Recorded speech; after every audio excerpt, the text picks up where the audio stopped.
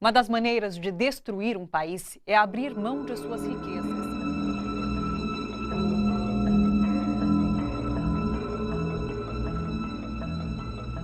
We economic hitmen really have been the ones responsible for creating this first truly global empire. And we work many different ways.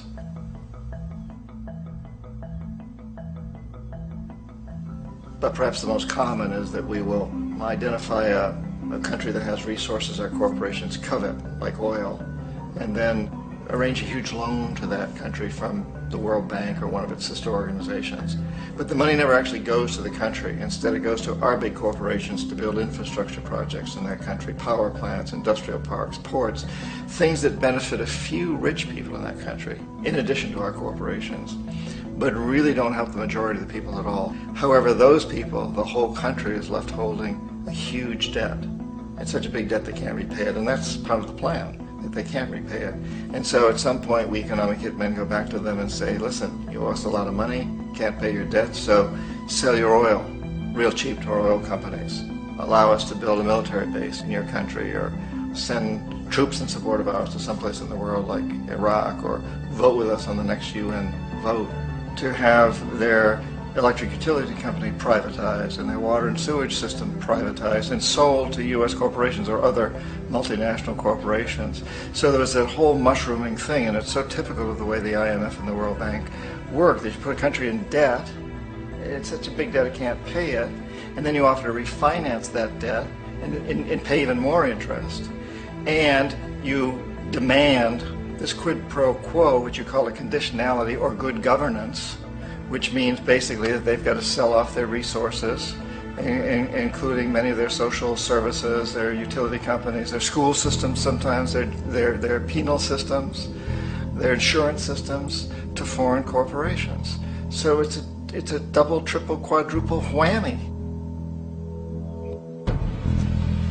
The precedent for economic hitmen really began back in the early 50s when democratically elected Mossadegh, who was elected in Iran, he was considered to be the hope for democracy in the Middle East and around the world. He was Time Magazine's Man of the Year. But one of the things that he'd run on and began to implement was the idea that foreign oil companies needed to pay the Iranian people a lot more for the oil that they were taking out of Iran. The Iranian people should benefit from their own oil. Strange policy. We didn't like that, of course. But we were afraid to do what we normally were doing, which was to send in the military. Instead, we sent in one CIA agent, Kermit Roosevelt, Teddy Roosevelt's relative.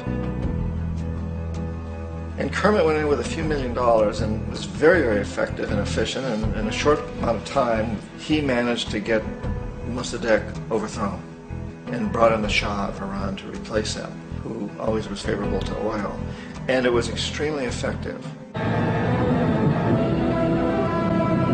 Mobs overflow Tehran. Army officers shout that Mossadegh has surrendered and his regime as virtual dictator of Iran is ended. Pictures of the Shah are paraded through the streets as sentiment reverses. The Shah is welcomed home. So back here in the United States, in Washington, people looked around and said, wow, that was easy and cheap. So this established a whole new way of manipulating countries, of creating empire. The only problem with Roosevelt was that he was a card-carrying CIA agent, and had he been caught, the ramifications could have been pretty serious. So very quickly at that point, the decision was made to use private consultants to channel the money through the World Bank or the IMF or one of the other such agencies, to bring in people like me who worked for private companies, so that if we got caught, there would be no governmental ramifications.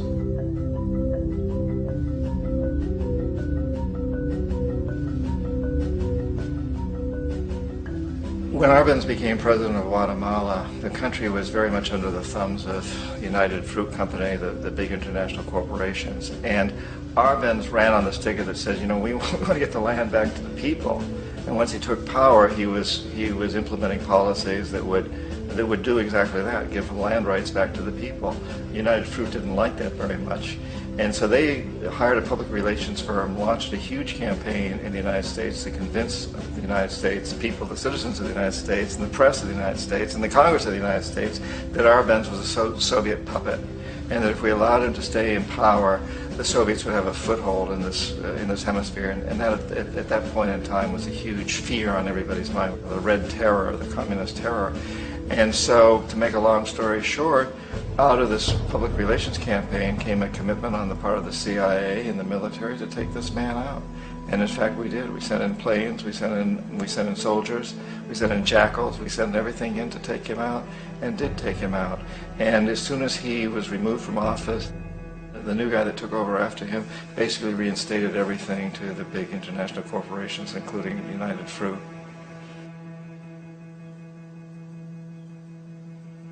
Ecuador for many, many years had been ruled by pro-U.S. dictators, often relatively brutal. Then it was decided that they were going to have a truly democratic election. Jaime Roldos ran for office, and his main goal, he said, as president would be to make sure that Ecuador's resources were used to help the people. And he won, overwhelming, by more votes than anybody had ever won anything in Ecuador. And he began to implement these policies to make sure that the profits from oil went to help the people. Well, we didn't like that in the United States. I was sent down as one of several economic hitmen to change Roldos, to corrupt him, to bring him around, to let him know, okay, you can get very rich, you and your family, if you play our game, but if you continue to try to keep these policies you've promised, you're going to go. He wouldn't listen. He was assassinated.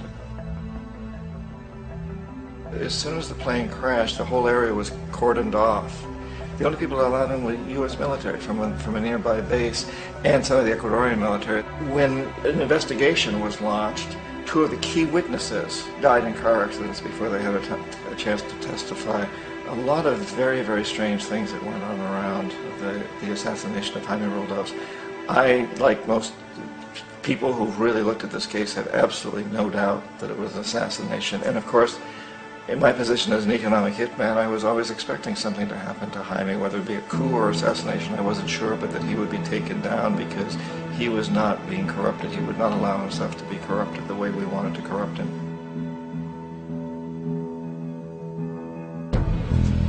Omar Torrijos, president of Panama, was, one of my favorite people. I really, really liked him. He was very charismatic. He was a guy who really wanted to help his country. And when I tried to bribe him or corrupt him, he said, look, John, he called me Juanito. He said, look, Juanito, I don't need the money. What I really need is for my country to be treated fairly. I need for the United States to repay the debts that you owe my people for all the destruction you've done here.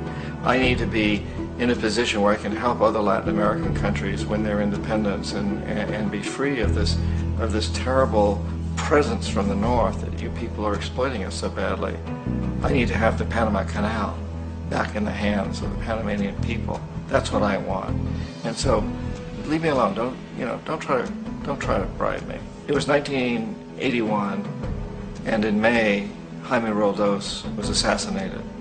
And Omar was very aware of this. Torrijos got his family together and he said, I'm probably next, but it's okay because I've done what I came here to do.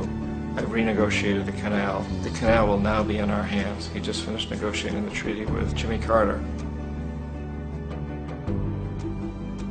In June of that same year, just a couple of months later, he also went down in an airplane crash, which there's no question was executed by CIA-sponsored jackals. Tremendous amount of evidence that one of Torrijos' security guards handed him at the last moment as he was getting on the plane a tape recorder, a small tape recorder that contained a bomb.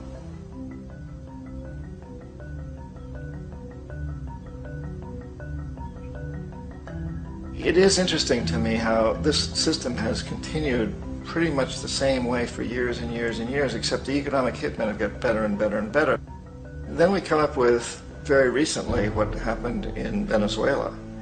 In 1998, Hugo Chavez gets elected president, following a long line of presidents who had been very corrupt and basically destroyed the economy of the country. And Chavez was elected amidst all that. Chavez stood up to the United States, and he's done it primarily demanding that Venezuelan oil be used to help the Venezuelan people. Well, we didn't like that in the United States. So in 2002, a coup was staged, which there's no question in my mind, and most other people's minds, that the CIA was behind that coup.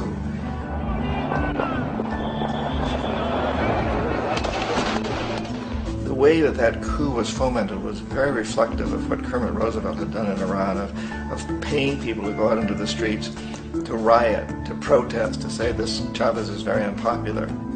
You know, if you can get a few thousand people to do that, television can make it look like it's the whole country, and things start to mushroom. Except in the case of Chavez, he was smart enough, and the people were so strongly behind him that they overcame it, which was a phenomenal moment in the history of Latin America.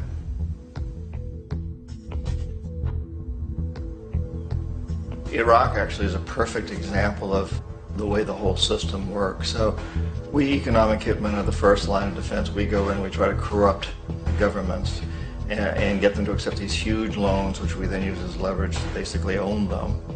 If we fail, as I failed in Panama with Omar Torrijos and in Ecuador with Jaime Roldos, men who refused to be corrupted, then the second line of defense is we send in the jackals. And the jackals either overthrow governments or they assassinate. And once that happens and a new government comes in, boy, it's going to toe the line, because the new president knows what will happen if he doesn't. In the case of Iraq, both of those things failed. Economic hitmen were not able to get through to Saddam Hussein. We tried very hard. We tried to get him to accept a deal very similar to what the House of Saud had accepted in Saudi Arabia, but he wouldn't accept it. And so the jackals went in to take him out. They couldn't do it. His security was very good. After all, he had one time worked for the CIA. He'd been hired to assassinate a former president of Iraq and failed, but he knew the system. So in '91 we send in the troops and we take out the Iraqi military. So we assume at that point that Saddam Hussein is going to come around.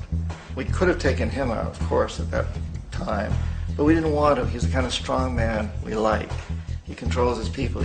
We thought he could control the Kurds and keep the Iranians in their border and keep pumping oil for us. And then once we took out his military, now he's going to come around. So the economic hitmen go back in the 90s without success. If they'd had success, he'd still be running the country. We'd be selling him all the fighter jets he wants and everything else he wants. But they couldn't. They didn't have success.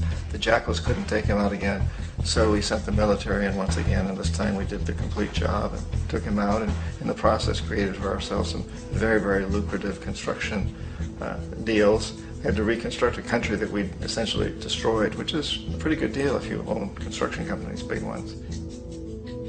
So, you know, Iraq shows the three stages. The economic hitmen failed there, the jackals failed there, and as a final measure, the military goes in. And in that way, we've really created an empire, but we've done it very, very subtly. It's clandestine. All the empires of the past were built on the military, and everybody knew they were building them. So the British knew they were building them, the French, the Germans, the Romans, the Greeks. And they were proud of it, and they always had some excuse, like spreading civilization, spreading some religion, something like that. But they knew they were doing it. We don't. The majority of the people in the United States have no idea that we're living off the benefits of a clandestine empire, that today there's more slavery in the world than ever before. And then you have to ask yourself, well, if it's an empire, then who's the emperor? Obviously, our presidents of the United States are not emperors. An emperor is someone who's not elected, doesn't serve a limited term, and doesn't report to anyone, essentially. So you can't classify our presidents that way. But we do have what I consider to be the equivalent of the emperor, and it's what I call the corporatocracy. The corporatocracy is this group of individuals who run our biggest corporations, and they really act as the emperor of this empire. They control our media, either through direct ownership or advertising. They control most of our politicians because they finance their campaigns, either through their corporations or through personal contributions that come out of the corporations. They're not elected, they don't serve a limited term, they don't report to anybody. And at the very top of the corporatocracy, you really can't tell whether a person's working for a private corporation or the government because they're always moving back and forth. So, you've got a guy who one moment is the president of a big construction company like Halliburton, and the next moment he's vice president of the United States, or the president who is in the oil business. And this is true whether you've got Democrats or Republicans in the office. You have to moving back and forth through the revolving door.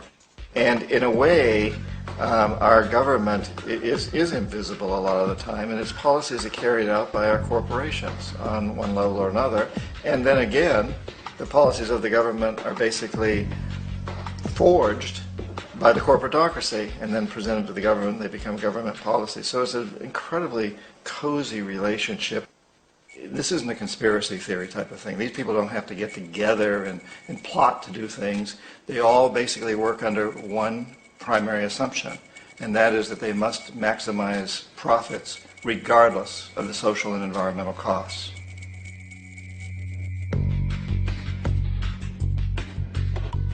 This process of manipulation by the corporatocracy through the use of debt, bribery, and political overthrow is called globalization.